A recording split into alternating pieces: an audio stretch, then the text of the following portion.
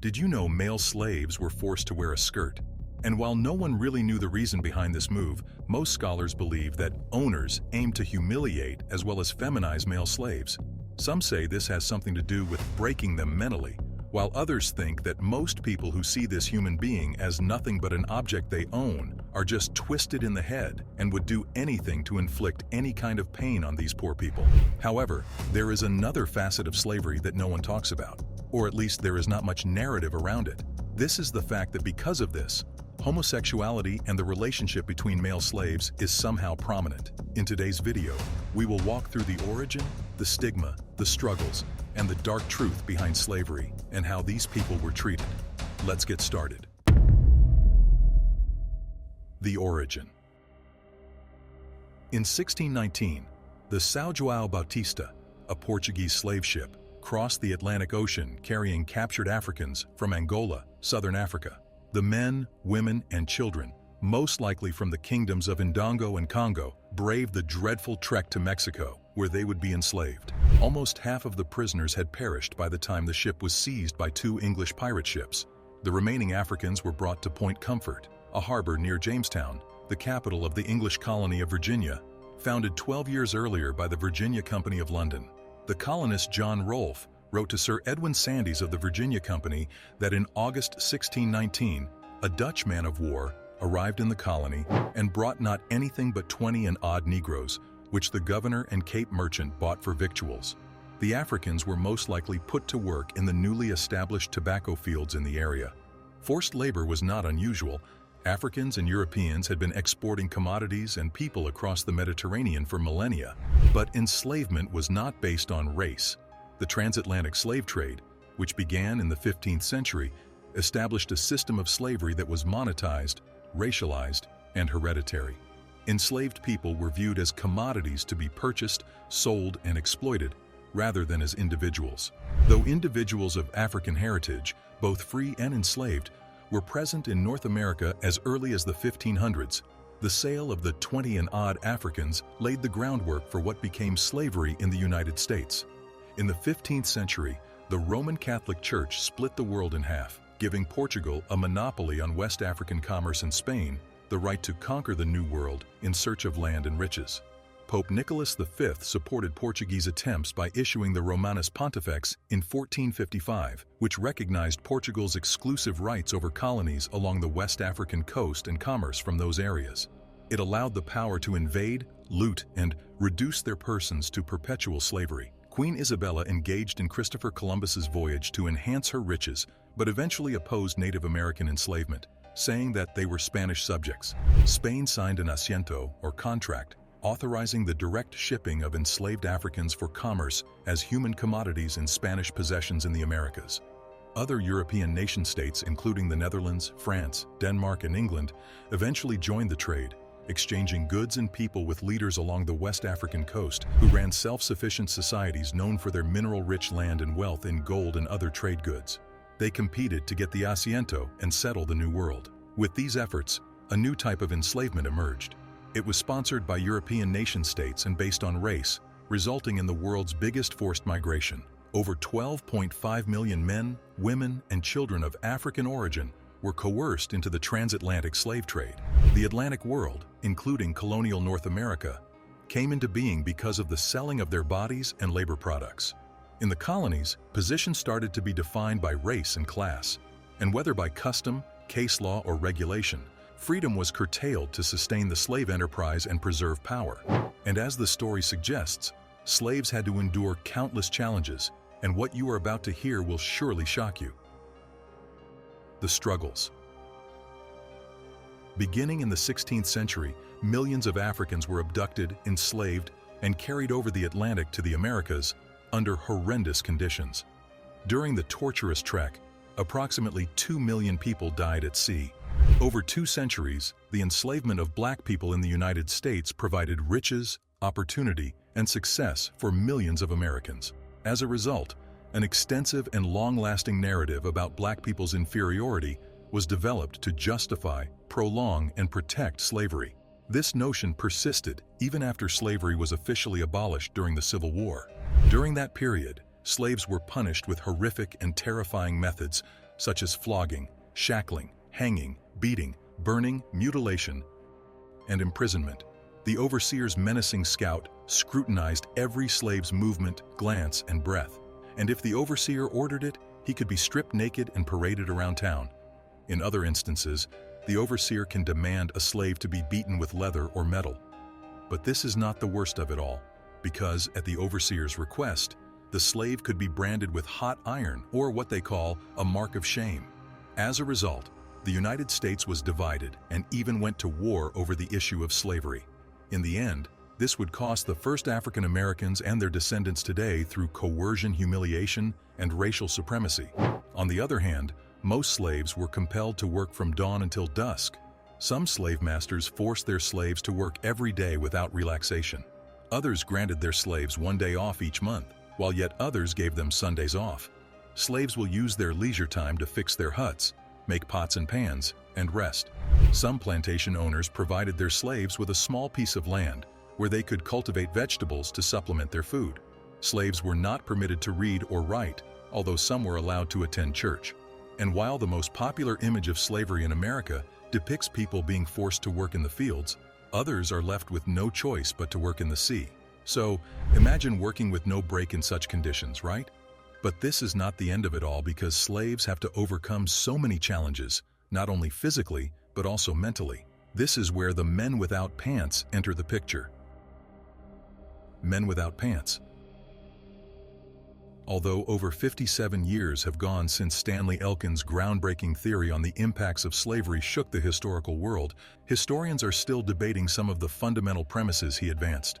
While the impacts of slaveholders' psychological terrorism continue to spark heated arguments, historians should focus on how severely the slaves were psychologically tormented. Perhaps one of the great deal of innovatively cruel techniques employed by slave owners was to fully emasculate enslaved boys and men by denying them the ability to wear trousers. Regularly, the masters of flesh endeavored to feminize and degrade enslaved guys by forcing young African American boys and men to wear dressy clothes.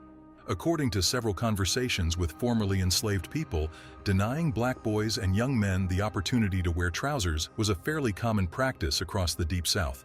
This habit becomes much more intriguing when slaveholders' opinions about slave reproduction and the virility of young bucks are taken into account. Countless owners wrote in diaries and letters about the allegedly highly sexualized character of young black males. And the emasculation of the slaves must have given slaveholders a psychosexual superiority complex. By feminizing African American males, slave owners undoubtedly persuaded themselves that they were the most macho men on the plantation, as seen by the rape and sexual abuse of enslaved women and girls. Unsurprisingly, the practice of withholding trousers seems to be frequent on big estates, where the high concentration of slaves necessitated continual supervision and discipline. Richard Orford, who was enslaved as a little boy in Georgia, said that the children wore a one-piece garment similar to a slightly lengthened dress. This was held in place by a string wrapped around their waists. Another Georgian characterized it similarly, adding, "The one small cotton shirt that all children wore in the summers then wasn't worth talking about. They called it a shirt, but it seemed more like a long-tailed nightgown to me." Homosexuality among slaves.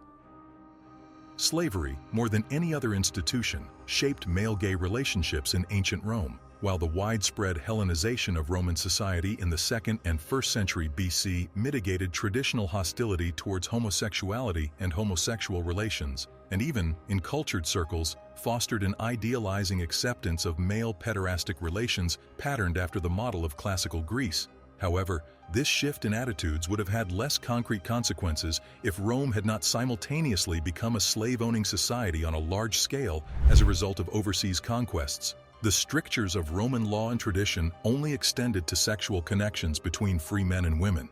Sexual relationships between freemen and female or male slaves were unlikely to cause social shame. Although there is evidence that some Romans exploited their slaves, the significant gap in the law and tradition, combined with the emergence of more humane values regarding slavery and sexual relations, allowed genuine love relationships, both heterosexual and homosexual, to receive widespread social sanction as a form of concubinage. Roman culture, unlike traditional Green civilization, contributed nothing to an enlightened acceptance of gay relationships based on human ethics and psychology. On the other hand, Black African slave traffickers were notorious for breaking in resistant males seized as slaves, usually during tribal conflict, in sadistic homosexual methods known as buck-breaking, to humiliate and embarrass them. After capture, African slave dealers would bind them nude and force them to travel for weeks or months with little sleep, food, or water to wear them down and shatter their spirits. In preparation for sale in the African slave markets. To prepare them for sale, they would rape them mercilessly in front of the other slaves, beat them to submission, and even castrate them. They would compel male slaves to have intercourse with other male slaves, including their sons, as well as with their mothers and sisters in front of everyone. This was frequently done to extract the families involved and influential tribesmen from their haul, since black slaves understood that they couldn't show any signals of alliance with others because they were helpless when separated and subjugated. They understood that it provided slave traffickers power over a strong, dominating black slave, allowing them to exploit their family's prominent tribal members to brutalize and torture them into submission, particularly a father and son with a reputation in their communities. To dishonor their tribes, they would break down and humiliate powerful warriors. Unfortunately, this cruelty was a necessary element of the African slave trade, as no one wanted to buy a rebellious slave, and it increased their sense of importance and superiority over others. Furthermore, they gained credibility as slave dealers, but it was totally savage. Slave breeding. The United States of America forbade the importing of slaves from the West Indies and Africa in 1808. The impact of the practice of slavery in America was essentially non-existent. While occasional slave smuggling continued, Professor Eric Foner described a natural increase as the main source of new slave arrivals in America. It would be reasonable to wonder, why outlaw slavery overall but not import slavery? It is said that rather than being driven by humanitarian concerns, many of the proponents of prohibition, including Thomas Jefferson, were driven by economic ones. The slave trade was lowering prices and cutting profits because the South was producing and selling so many slaves internally. In addition, the emphasis on strong and healthy newborns who were assimilated into slavery was one way that forced reproduction was expressed. Children inherited their mother's status according to a Virginia-based statute from 1662 called Partus Sequitur Ventrum. Therefore, the children were free as well if the mother was. However, if the mother was a slave, her offspring also became slaves. Men and women in slavery multiplied, adding to the workforce of enslaved people. This was particularly significant once the international slave trade was outlawed in 1808. Since they could no longer transport individuals from West Africa, enslavers were forced to focus on the domestic market and natural growth. Thus, to regulate their children's growth and use them as laborers and commodities to be sold on the market, enslavers forced enslaved men and women to procreate and closely monitor their nutrition and exercise regimens. However, the majority of American slaves were not abducted abroad. Even though over 12.7 million Africans were forcibly transported to the Western Hemisphere via ships, only 400,000 to 500,000 are thought to have landed in modern-day America. In 1860, 4 million black slaves were working as field hands. How can this be explained? The Sublettes, who wrote the American Slave Coast, remark, "The South did not only produce tobacco, rice, sugar, and cotton as commodities for sale, it produced people." Thomas Jefferson boasted to George Washington that the birth of black offspring was growing Virginia's capital stock by 4% yearly. Slaves termed slave breeding natural increase, but there was nothing natural about producing slaves. It demanded scientific management. Slaves were the primary domestic crop in some states, most notably Virginia. Constant territorial expansion and industry in neighboring states that used slaves to produce rice and sugar set the price of slaves. Breeders could quite literally count on future demand and rising prices as long as the slave power grew. Because of this, slaves became more than simply a product. For white breeders, they were the closest thing to cash. A reasonable estimate places the worth of American slaves in 1860 at $4 billion, significantly more than the country's total money, gold and silver reserves, and even the whole agricultural value of the South. To slavers, the value of slaves exceeded the whole of all their imagined assets. Undeniably, there is a much darker history behind slavery, and while times have changed, we can ignore the fact there was once a chapter in human history where people were not treated as such, and thankfully, we are already over that page. Hopefully, we never go back. Thank you for watching. Let us know what you think in the comments below. Also, make sure to give this a like and subscribe to channel for more stories from history.